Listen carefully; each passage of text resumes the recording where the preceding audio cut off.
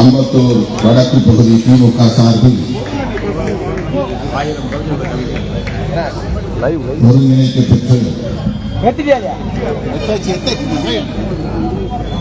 வெற்றிகரமாக நடந்தேறிக் கொண்டிருக்கிற போராடி ஓய்வதில்லை என்னும் நினைவேந்தல் நிகழ்வை தலைமை வகித்து சிறப்பித்துக் கொண்டிருக்கிற அம்பத்தூர் தொகுதி சட்டமன்ற உறுப்பினரும் அம்பத்தூர் வடக்கு பகுதி கழக செயலாளருமான அன்பு சகோதரர் ஜோசப் சாமுவேல் அவர்களே, இதனை முன்னிலை வகித்து சிறப்பித்துக் கொண்டிருக்கிற ஆற்றல்மிகு செயல் வீரர் சென்னை கிழக்கு மாவட்ட கழக செயலாளர் மாண்புமிகு அமைச்சர் அண்ணன் PK சேகர்பாபு அவர்களே,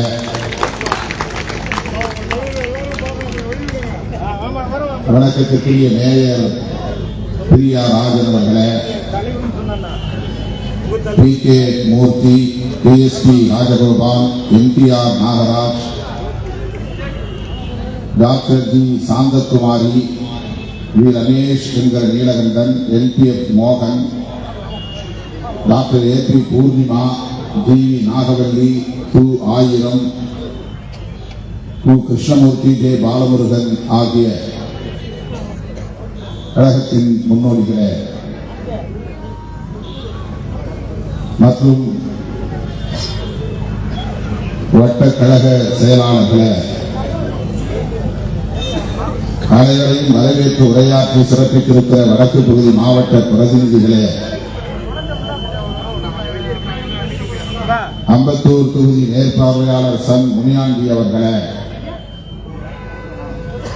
86வது வட்ட செயலாளர் என் கமல் அவர்களே, இங்கே உரையாற்றி அமர்ந்திருக்கிற திராவிட இயக்க தமிழர் பேரவையின் தலைவரும் தமிழக சமூக நீதி கண்காணிப்பு குழுவின் தலைவருமான அண்ணன் சுபவி அவர்களே, அகில இந்திய காங்கிரஸ் பேர் இயக்கத்தின் மூத்த தலைவர் பெருமதிப்பிற்குரிய அண்ணன் பீட்டர் அல்போன்ஸ் அவர்களே மற்றும் திராவிட முன்னேற்ற கழகத்தை சார்ந்த மாநில பொறுப்பாளர்களே, பகுதி கழக நிர்வாகிகளே, பொதுக்குழு உறுப்பினர்களே, பல்வேறு அணிகளை சார்ந்த நிர்வாகிகளே, விடுதலை சிறுத்தைகள் கட்சியின் சார்பில் என்னோடு வருகை இருந்திருக்கிற கட்சியின் மூத்த பொறுப்பாளர்கள் தம்பி கு.க. கதிர்நிலவன், மாவட்ட செயலாளர் தேவ ஞானமுதல்வன், தொகுதி செயலாளர் இப்ராஹிம், மாநில அமைப்பாளர் பேரறிவாளன், மண்டல துறை செயலாளர் ராவணசங்கு, அம்பேத் தேவன், கோட்டி, ராஜா, அந்தோனி, பாவாணன், பழனி, கார்த்திக், சுந்தர், ஏசு, விஜய், ஆனந்த் உள்ளிட்ட தோழர்களே, திரளாக கூடியிருக்கிற தமிழ் சொந்தங்களே, உங்கள் அனைவருக்கும் என்னுடைய பணிவார்ந்த வணக்கத்தை தெரிவித்துக் கொள்கிறேன். முத்தமிழறிஞர் கலைஞர் அவர்களின் நினைவு நாளை ஒட்டி இந்த நிகழ்வு ஒருங்கிணைக்கப்பட்டிருக்கிறது. மறைந்த தலைவர் முத்தமிழறிஞர் கலைஞருக்கு முதலில் எனது செம்மாந்த வீர வணக்கத்தை செலுத்துகிறேன். அவர் இன்று நம்மிடையே இல்லை, ஆனாலும் அவர் நம்மை இயக்கிக் கொண்டிருக்கிறார் என்பதை தளபதி அவர்களின் தலைமையிலான அரசு, சமூக நீதி அரசு உறுதிப்படுத்திக் கொண்டிருக்கிறது. இந்த நினைவேந்த நிகழ்வை போராடி ஓய்வதில்லை என்னும் தலைப்பில் ஒருங்கிணைத்திருப்பது ஆழ்ந்து சிந்திக்கக்கூடிய ஒன்று. அலைகள் ஓய்வதில்லை என்பதைப் போல போராட்டங்கள் ஓய்வதில்லை என்று நான் சொல்வதுண்டு. ஆனால் இங்கே போராடி ஓய்வதில்லை. மறைந்த முத்தமிழறிஞர் கலைஞர் அவர்கள் இன்னும் ஓய்வெடுக்கவில்லை, அவர் போராடிக்கொண்டே இருக்கிறார் என்பதை இந்த தலைப்பு நமக்கு உணர்த்துகிறது. அவர் நம்மை விட்டு பிரிந்திருக்கலாம், இந்த மண்ணுலகை விட்டு மறைந்திருக்கலாம், ஆனாலும் அவர் போராடிக் கொண்டிருக்கிறார். அவருடைய போராட்டம் ஓய்வதில்லை என்பதை எடுத்துச் சொல்லுகிற ஒரு நிகழ்வாக இதை நான் பார்க்கிறேன். தமிழக அரசியலில் தொடர்ந்து பல பத்தாண்டுகளாக, அரை நூற்றாண்டுக்கு மேலாக ஒரு மைய புள்ளியாக, அரசியல் களத்தின் மைய புள்ளியாக, அச்சாணியாக இருந்து எதிர்க்கக்கூடியவர்களாக இருந்தாலும் ஆதரிக்கக்கூடியவர்களாக இருந்தாலும் அவர்களின் சிந்தனைகளை ஆக்கிரமித்துக் கொண்டிருந்த தலைவர் முத்தமிழறிஞர் கலைஞர் என்று சொன்னால் உண்மையாகார். தமிழக அரசியலில் கலைஞரை போல கடுமையான எதிர்ப்புக்கு ஆளான ஒரு தலைவர் யாரும் இல்லை என்றுதான் சொல்ல வேண்டும்.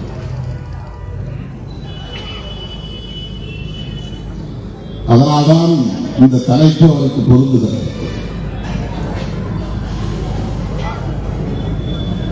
திராவிட முன்னேற்ற கழகத்தில் பேரறிஞர் அண்ணாவின் தலைமையை ஏற்று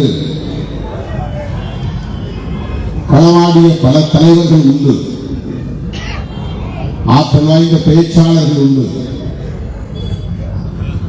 ஆற்றல் வாய்ந்த எழுத்தாளர்கள் உண்டு, ஆற்றல் வாய்ந்த சிந்தனையாளர்கள் உண்டு. உங்களுக்கு தெரியாததல்ல, நான் பட்டியலிட தேவையில்லை. தம்பி வா தலைமை ஏற்கவா என்று அழைக்கப்பட்ட பெருமைக்குரியவர் நாவலர் நெடுஞ்செழியன். அவருடைய பேச்சை கலைஞர் உள்ளிட்ட தலைவர்கள் அனைவருமே மெச்சி பாராட்டக்கூடிய அளவுக்கான பேச்சாற்றல் வாய்ந்தவர். என்.வி. நடராசன், கே.ஏ. மதியழகன், பேராசிரியர் அன்பழகன், பட்டுக்கோட்டை அஞ்சானேஞ்சன் அழகிரி, இப்படி ஒரு பெரிய பட்டியல். ஒவ்வொருவரும் ஒவ்வொரு பேராளுமை என்பதை யாரும் மறுத்துவிட முடியாது. யாரும் யாருக்கும் சளைத்தவர்கள். அண்ணா அவர்களின் பேச்சு ஒரு கோணத்தில் அனைவரையும் மெய்மறக்க செய்யும், மெய் சிலிர்க்க வைக்கும், கவர்ந்து எடுக்கும் என்று நாம் பாராட்டுகிற வேளையில் நாவலர் நெடுஞ்செழியனில் இருந்து பேசினால் அது ஒரு வகையிலே மக்களை மயக்கும். அந்த வரிசையில் கலைஞர் அவர்களும் ஒரு மகத்தான ஆளுமை, பேச்சாற்றலும் எழுத்தாற்றலும் ஒருங்கே இணைந்த ஆளுமைக்கு ஒரு தலைவர். அண்ணாவுக்கு பிறகு யார் என்ற கேள்வி எழுந்தபோது முறைப்படி நாவலர் நெடுஞ்செழியன் தானே தலைவராக வேண்டும். ஆனால் அமைச்சரவையின் வரிசையிலே 7வது இடத்திலே இருந்த கலைஞர் அந்த தலைமை பொறுப்பை ஏற்கும் சூழல் உருவானது. அதற்கு 2 காரணம். ஒன்று, அவருக்கு இயல்பாகவே இருந்த ஆளுமை திறன், எழுத்தாற்றலும் பேச்சாற்றலும். இன்னொன்று, இலக்கை அடைய வேண்டும், அடைகிற வரை ஓயக்கூடாது என்கிற போர்க்குணம், அந்த போராளிக்குரிய போர்க்குணம். அண்ணாவே அவரை அப்படி நிச்சயமாக மேடையில் நாம் கேட்டிருக்கிறோம். என்னோடு கடைசி வரை இருந்து என்னை படுக்க வைத்து விட்டு பிறகு வீட்டுக்கு செல்வார் கருணாநிதி. எப்போது போய் படுப்பார் என்று தெரியாது. ஆனால் விடிவதற்கு முன்பே எழுந்து முரசொலிக்கு கடிதம் தீட்டுவார், பிறகு என்னை வந்து எழுப்புவார் என்று கலைஞரின் ஓயாத உழைப்பை அவர் மெச்சி பாராட்டியதை மேடைகளில் நாம் கேட்டிருக்கிறோம். ஓயாத உழைப்பு என்பது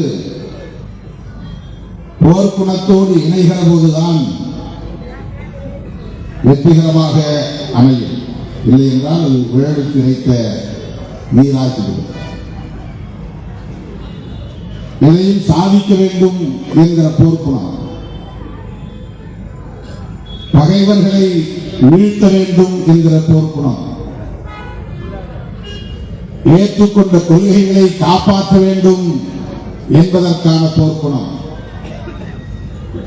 வாதாடுவதாக இருந்தாலும் போராடுவதாக இருந்தாலும்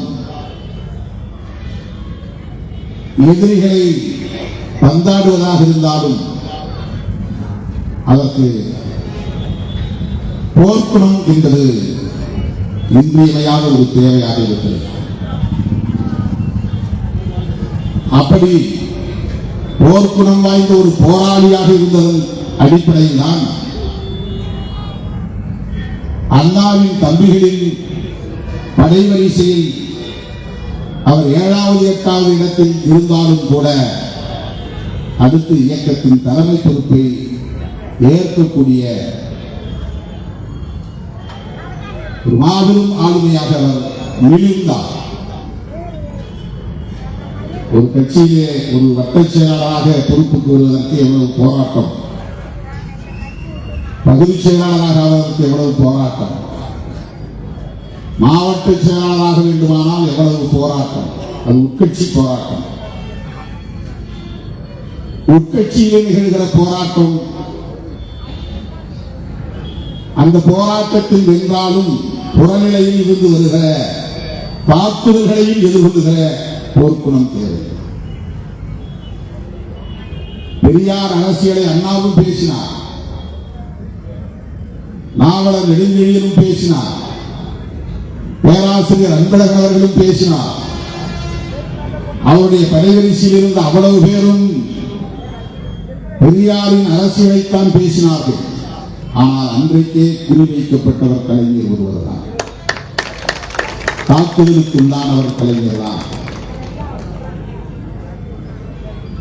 பாண்டிச்சேரியிலும் அவரை தாக்கி படுகொலை செய்ய முயற்சித்தார்கள்.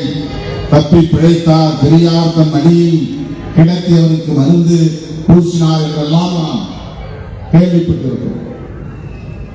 புதுச்சேரியிலே பொதுக்கூட்டத்தை முடித்துவிட்டு திரும்புகிற போது இந்த கழகத்திலேயே குறிவைத்து தாக்கப்பட்டவர் கலைஞர். அதே போல சென்னையில் கோட்டூர்புரத்திலே அடித்து கூவத்திலே தூக்கி போட்டார்கள் என்றெல்லாம் நாம் திராவிட முன்னேற்ற கழகத்தின் பொதுக்கூட்ட மேடைகளில் கேட்டிருக்கிறோம், அவருடைய வரலாற்றில் படித்திருக்கிறோம். அன்றைக்கு அண்ணாவுடைய அரசியலைத்தான், பெரியாருடைய அரசியலைத்தான் கலைஞர் பேசினார். ஆனால் கலைஞர் தாக்கப்பட்டார், குறிவைக்கப்பட்டார். அதற்கு என்ன காரணம்? கலைஞரிடத்தில் இருந்த அதிதீவிரமான போர்க்குணம் தான். இந்த நபர் வளர்ந்தால், வளர்ச்சி அடைந்தால்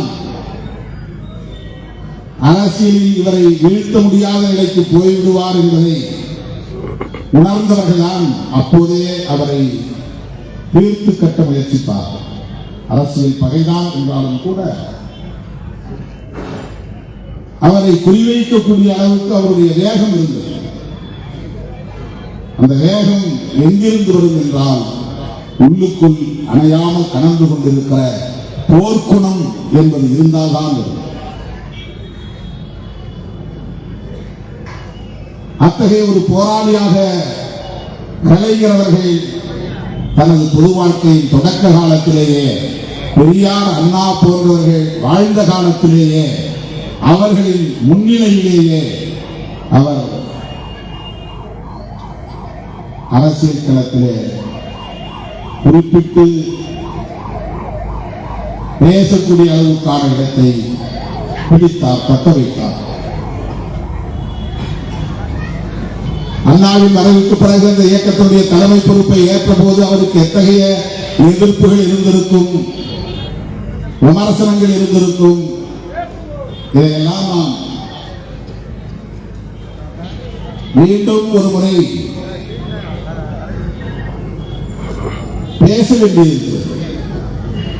ஏனென்றால் மீண்டும் கலைஞர் தேவைப்படுகிறார் தமிழக அரசியலில். இன்றைக்கும் அவர்தான் குறி. தளபதி அவர்களை குறிவைத்து விமர்சிக்கிறார்கள் என்பதை விட முத்தமிழறிஞர் கலைஞரை குறிவைத்துதான் இங்கே எல்லாம் நடக்கிறது, அனைத்தும் நடக்கிறது. தமிழ்நாட்டின் அரசியலில் கருணாநிதி எதிர்ப்பு என்பதுதான் மிக முக்கியமான ஒரு அரசியல். கருணாநிதி எதிர்ப்பு என்பதை விட கருணாநிதிக்கு எதிரான வெறுப்பு என்பதுதான் இங்கே மிக முக்கியமாக கட்டமைக்கப்பட்டது. கலைஞர் என்று சொல்ல அவர்களுக்கு நாக்கூசு. மேடைக்கு மேடை, பல்லாயிரக்கணக்கான மேடைகளில் அவரை கடுமையாக விமர்சித்தார்கள், வெறுப்பை கக்கினார்கள். திருட்டுறையில் ஏறி வந்தவர்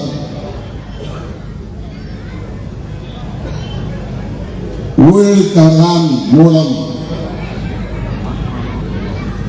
குடும்ப அரசியலை அறிமுகப்படுத்தினார்.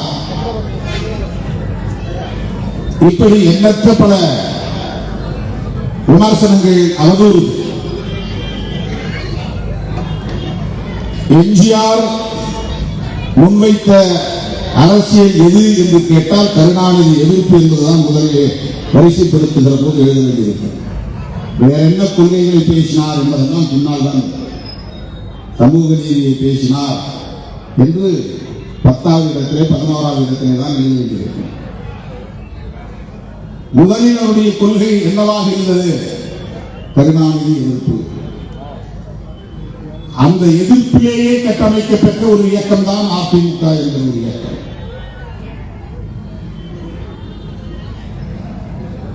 அவரை தேசிய கட்சிகளால் அல்லது பிற சக்திகளால், வெளிப்படையாக சொல்ல வேண்டுமானால் பார்ப்பனிய சக்திகளால் எதிர்கொள்ள முடியவில்லை என்கிற போது திமுகவை உடைத்து ஒரு இயக்கத்தை உருவாக்கி திரைப்படத்தில் மிகப்பெரும் புகழை பெற்ற ஒரு ஆளுமையை எதிர்ப்புறத்திலே நிறுத்தி கலைஞருக்கு எதிரான வெறுப்பு இங்கே திட்டமிட்டு கட்டி எழுப்பப்பட்டது. கொள்கைகளை பேசுவதை விட கலைஞர் விமர்சனம் தான் அதிகமாக இருக்கும். இந்த கட்சியின் பொதுக்கூட்டங்களில் இன்றைய நாள் வரை, இந்த நாள் வரை, அதன் பிறகு தமிழகத்தில் உருவான கட்சி, நாம் ஒரு விமர்சனமாகத்தான் இதை சுய விமர்சனமாக அல்லது அரசியல் புரிதலுக்கான ஒரு விமர்சனமாக நான் முன்வைக்கிறேன். அதன் பிறகு உருவான ஒவ்வொரு அமைப்பு, அது அரசியல் கட்சியாக இருந்தாலும் சரி, வேறு எந்த வடிவத்தில் உருவான அமைப்புகளாக இருந்தாலும் சரி, அத்தனை அமைப்புகளும் கருணாநிதி எதிர்ப்பு என்பதையே முன்னிறுத்தது. நீங்கள் உற்று பார்த்தால், ஆழ்த்து பார்த்தால், நுட்பமாக பார்த்தால், நுணுக்கி பார்த்தால் எஞ்சுவது கருணாநிதி எதிர்ப்பு என்பதாகத்தான் இருக்கும். எம்ஜிஆர் இறப்புக்கும் கலைஞருக்கும் என்ன சம்பந்தம்? எம்ஜிஆர் இறந்ததும் திறந்திருந்தவர்கள் அண்ணா சாலையில் இருந்த கலைஞரின் சிலையை இடித்தார். அவருடைய சிலையின் மார்பிலே ஒருவன் கடப்பாறையை கொண்டு குத்துகிற காட்சி படமாக இன்றைக்கு வெளியே வந்தது. எம்ஜிஆர் உடல் நலிவால் உயிரிழந்தார் என்பது உலகத்துக்கே தெரியும். ஆனால் அந்த தொண்டனின் கோபம் கலைஞருக்கு எதிராக இருந்தது. அவருடைய சிலையை தகர்ப்பதிலே இருந்தது. அந்த அளவுக்கான வெறுப்பு, கலைஞருக்கு எதிரான வெறுப்பு. அப்போது கூட கலைஞர் அந்த தம்பியின் முதுகில் குத்தவில்லை, நெஞ்சில் தான் குத்துகிறான், அவனுக்கு என் வாழ்த்துக்கள் என்றுதான் சொன்னார். அந்த அளவுக்கான ஒரு சகிப்புத்தன்மை. சகிப்புத்தன்மை என்பதே ஒரு போர்க்குணம் தான். போராளிகளுக்குத்தான் சகிப்புத்தன்மை இருக்கும். கோழைகளுக்கு உடனே ஆத்திரம் தான் வரும். போராளிகளுக்குத்தான் சகிப்புத்தன்மை வரும். பாமக உருவானது. பாமகவின் தொடக்க காலங்களில் நீங்கள் பார்த்தால், அந்த பிரச்சாரங்களை பார்த்தால், கருணாநிதி எதிர்ப்பு என்பதுதான் முதல் கொள்கையாக இருக்கு. எத்தனையோ பல மேடைகளில் எங்கள் சமூகத்தின் முதல் எதிரி கருணாநிதி என்று அவர் பேசியது அன்றைக்கு பெரிய பெரிய கொட்டை எழுத்துக்களில் பேப்பர்களிலே வந்தது, ஏடுகளில் வந்தது. ஒட்டுமொத்தமாக திமுக எதிர்ப்பு என்பதை விட கருணாநிதி எதிர்ப்பு, கலைஞர் எதிர்ப்பு என்பதே கட்டமைக்கப்பட்டது.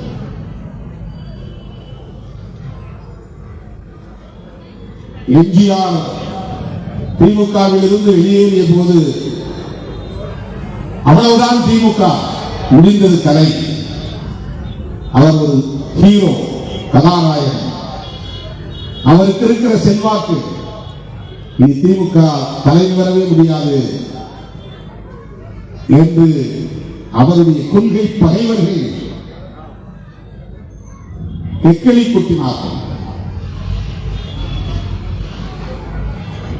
எங்கு திரும்பினாலும் எம்ஜிஆர் எம்ஜிஆர் எம்ஜிஆர் என்றுதான் 70களுக்கு பின்னால் இருந்தது. ஆனால் கலைஞர் 13 ஆண்டு காலம் அந்த கட்சியை எந்த சக்தியாலும் அழிக்க முடியாது என்கிற வகையிலே கட்டி காப்பாற்றினார் என்றால் எந்த அளவுக்கு அவருடைய போர்க்குணம் வலுவாக இருந்திருக்கிறது என்பதை பார்க்க வேண்டும்.